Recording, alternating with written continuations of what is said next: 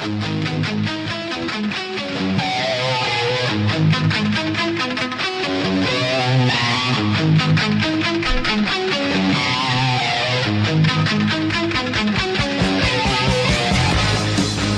back to The Price of Business. I'm your host, Kevin Price, talking to you about you and your business. Always enjoy talking to my good friend, Charles Alvarez. He's a regular contributor here on The Price of Business. And Charles, how are you doing today? Fantastic, Kevin. How are you? Doing great. You're with Cornerstone Business Academy, and you guys do a phenomenal job of taking businesses to the next level. I know from personal experience how great the work is that you all do. By the way, cornerstonebusinessacademy.com. Kind of tell us the Cornerstone story. Well, Cornerstone exists basically for three specific purposes, and they all should end up doing one thing, which is really delivering freedom to our business owner clients. So what we really do is we help a company scale by helping them generate more leads, close more sales, and really get their people to perform better so that the business owner can, focus on working on the business versus having to get stuck into the day-to-day weeds that so often happen. So really what we do is we use Brian Tracy's system that he has honed and perfected and developed over the last 38 years to help a company get to the next level. And we're the only company in Houston that provides a money-back guarantee, which means that if we don't get you the results you're looking for, we simply give you your money back. It's that simple. Yeah, very good, very good.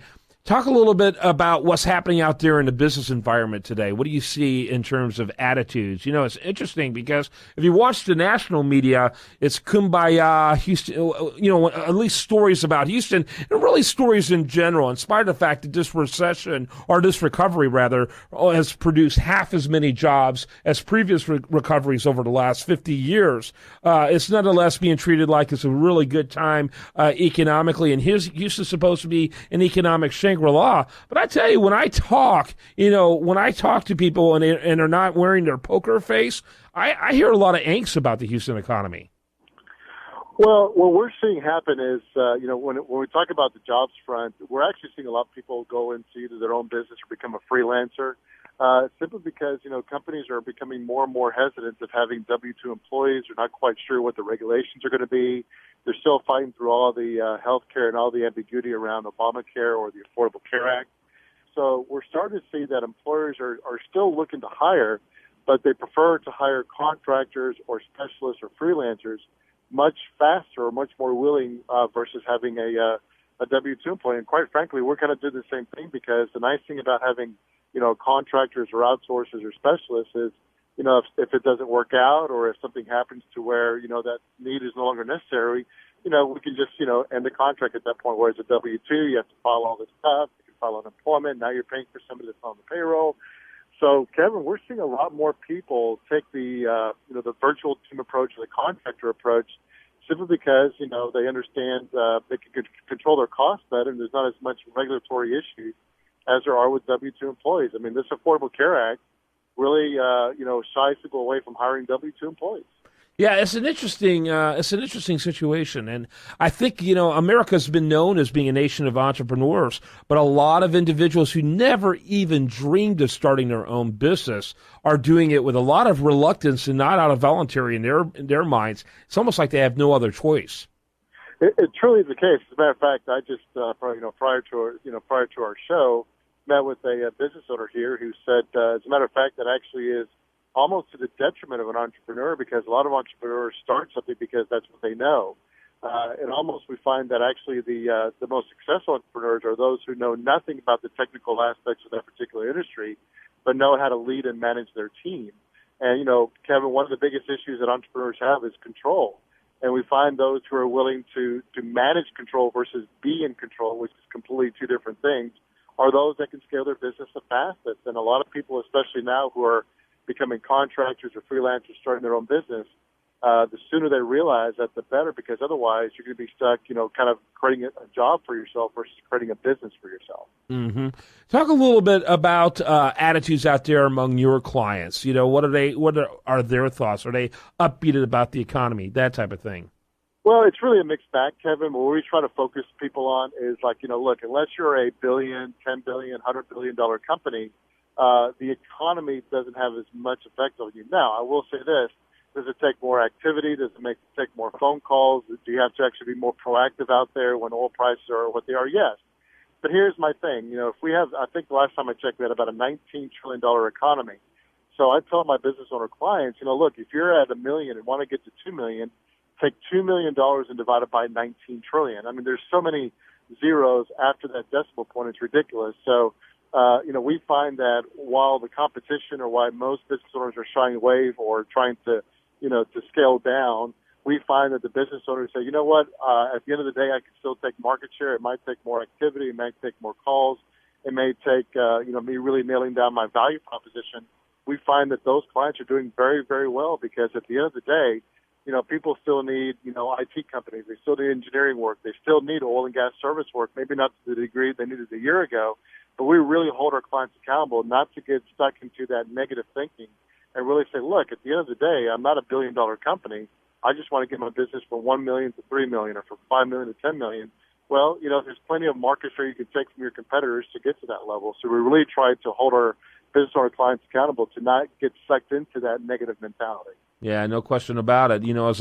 As Solomon said, as a person thinketh, so is he or she. Exactly. And I tell you right now, you start stinking thinking. I know from personal experience, it gets mundane, it gets routine, it gets old, and after a while that begins to have a wearing effect on someone's performance. Yeah. As a matter of fact, Kevin, when I was the most negative into my life as far as negative mindset, I actually lost a business because of it, because I just let that negative mentality eat away at me. And so I'm very, very cognizant and very, very aware of how I'm thinking about my business, because oftentimes how I think, like you said, as a man thinks he is, so is he. So, I try to hold myself very accountable for that. Of course, I hold my clients accountable to that same standard as well. When you start getting into that mode, every negative thing that begins to happen validates your beliefs and value systems about your company. Right. And so instead of countering it or fighting it, it's like further concession. Oh, of course this is going to happen. Why? Because you already feel it's going to happen. And so it's really incredibly toxic and scary. Yeah, because we've said it many times in our business. Like attracts like. Well, if you're negatively mindset and you think your revenues go down because oil prices are going to go down, guess what? Your revenues are going to go down, not because you can't do something about it, but because that's how your mindset is set. So if you think your business should go down, guess what? It's going to go down. That simple. Yeah, very, very true. Very true. Tell us, for the listener out there, who's a good client for you guys? Our real niche are companies that have 10 to 100 employees, which typically relates to about 10 million to 100 million in sales. Typically find that just simply because we understand their business, we work with a lot of oil and gas service companies, midstream companies, oil and gas service companies, IT outsourcing companies, software development companies. We'll also work with a lot of engineering companies. Their engineers are a bit slower to change, which is just the nature of them, which is, works in their favor. I mean, you kind of have to be careful if you're designing a multi-million-dollar bridge where, millions of people are going to go across, so I can understand that. But mostly it's IT outsourcing companies, web development companies, software companies, and, of course, just because we live in decent oil and gas service companies. Yeah, no question about it. Makes sense. Which one of those is growing the most as far as clients for you?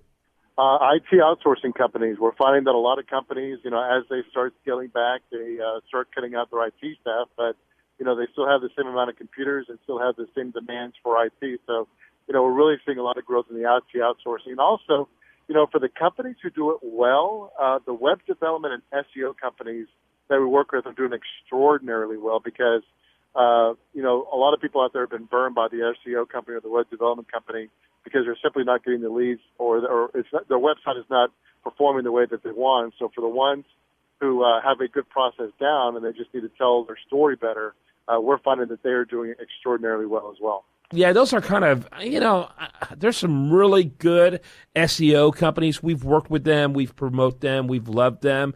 But I got to say, there is a lot of SEO companies that simply, we talked about earlier, people who have lost their jobs and really had no experience in SEO, but they had a computer.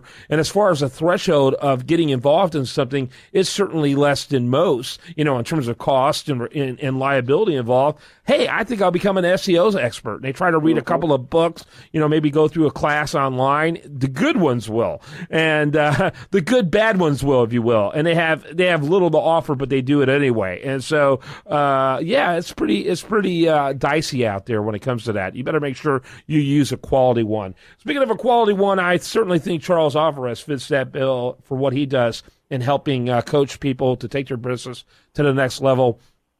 CornerstoneBusinessAcademy.com. Make sure you check it out. Thanks so much.